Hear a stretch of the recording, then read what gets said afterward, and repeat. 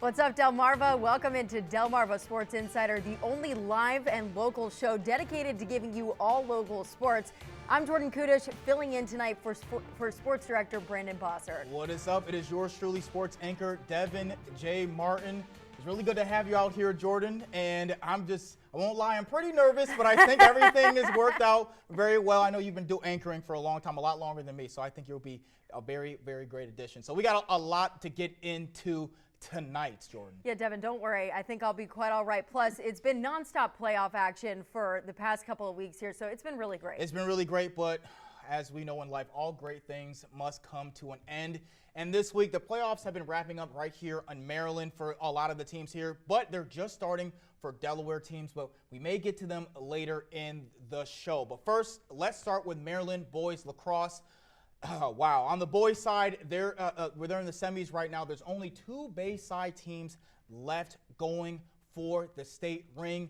It's the Easton Warriors and Kent Island Bucks. I've actually gone to a couple of the Kent Island Bucks games. They've been really dominant in the games I've seen. Now, they're on opposite sides of the bracket, so if they win their games, they could match up in a Bayside North State Championship, which would be unheard of.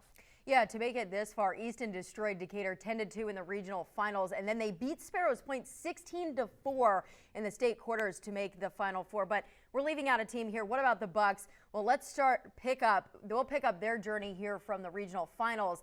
They were hosting Queen Anne's. Kent Island was on a tear out the gate. Check out their ball movement here. 5 different Buccaneers get a touch before that shot on goal by Jamie Smith. Now, the Lions would go almost a half before Rowan Maltley would finally get them on the board, but it was the same story in the second half. Nate Cradaville fires it home for the goal. You see the Bucks right there moving the ball to him. He gets it right here, and then he's just going to launch it on, and they're just going to pour it on at this point, showing that they are truly the best in the conference. Now, take a second to watch this right here. Brady Vodenhall wins the faceoff, and then he goes coast to coast and solo squads the Lions defense and gets the shot in the back of the net past the goalie. What a play. The Bucks dominate the Lions 17-5, taking the regional crown, and they would next face another pride of Lions, this time Walkersville for the state quarters, dominating them 19-6. Now, here we are today. Easton's season is done. They lose to the top seed 11-7, losing to Huntington. So Kent Island facing Hereford actually right now. We'll try to see if that score could come in later to update you guys. So we won't have a Bayside North State Championship as Easton is done, and Kent Island is the only team remaining for now. All right, and since we have a girl on the desk tonight, we got to give the females the representation. We'll move to the girls' side of the Bayside. Same deals here for the boys, obviously. Only 2 Bayside teams made it to the state quarterfinals. North Carolina, one of them. They lost Wednesday, and then, of course, the other was Queen Anne's, and we'll see how that played out in their regional title. Standing in the Lions' way was C. Milton Wright. Mustangs throw a good punch out the gate. C. Milton Wright with a 7-3 lead. But the Lions cool under pressure here. Zoe Crawford cutting toward the net. The bouncer is good. Lions on the comeback trail. Now Kendall Nagel weaving through. Yeah, there's that shot in the net. Okay, hold on. Here we go. We're about to see Kendall moving through the traffic here. Waiting for this run here. And just like that, there we go, through the net. And the Lions with the heart of a champion. We are tied at 7. And now time running down in the first half. You see Piper Evans. She scooped the loose ball, and she got it in. Queen Anne's took the lead with that shot right there. You see her teammates celebrating. And coming out the halftime, the Lions would just dominate, and they would never surrender the lead as they win the regional championship in a final score of 14-10. Now, after the game, we spoke with Piper Evans and asked her about that clutch goal that gave her team the lead that they never relinquished.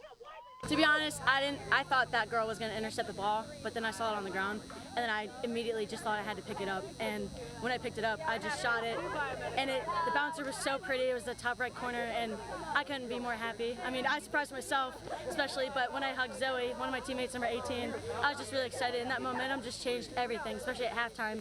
We picked each other up, and it was amazing. It truly was amazing. A great win there, but unfortunately, the Lions wouldn't defend their title, losing in the state quarterfinals, knocking out all of our remaining Bayside teams in the girls' playoffs. Now, baseball would be a much different story here. We've got a few teams left. Right. That's Colonel Richardson and Snow Hill. They're left in the Bayside in 1A. And the Colonels won today 26-0. Yeah, 26-0. Impressive. That sounds like a football score. Yeah, I'm a little shocked there. Interesting game over Central, securing their spot, obviously, in the Final Four. Snow Hill plays Patterson tomorrow night for the right to face the Colonels. And, Jordan, we have a third Bayside team still alive. So let's show you some highlights from their regional win. Queen Anne's beat Kent Island both times during the regular season, and earlier this week they were trying to make it 3 for 3. Now Dalton Brown up in the box sends a bouncer to down the third baseline, and 1 run coming in to score. And the Lions were everything but cowardly that afternoon. Patrick Riley up, Bucks looking to cut into the big Queen Anne's lead.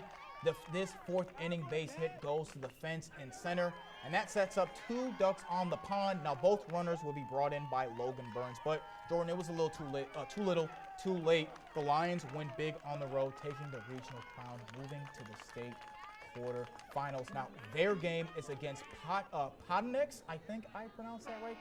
Potonex Panthers tomorrow. That is Saturday. Now, final sport, softball, state quarterfinals for Maryland girls softball. This morning we had 4 Bayside teams left alive. Now that number has dwindled to 1. Now joining us, you may not recognize him, but we've mentioned him a lot, sports photographer Cole Howard. Cole, I'm so glad to see you on the desk. How are you doing today? I'm doing great, Devin. I'm telling you, I'm usually behind the camera, but tonight I decided to step in front of the camera as Brandon's out sick.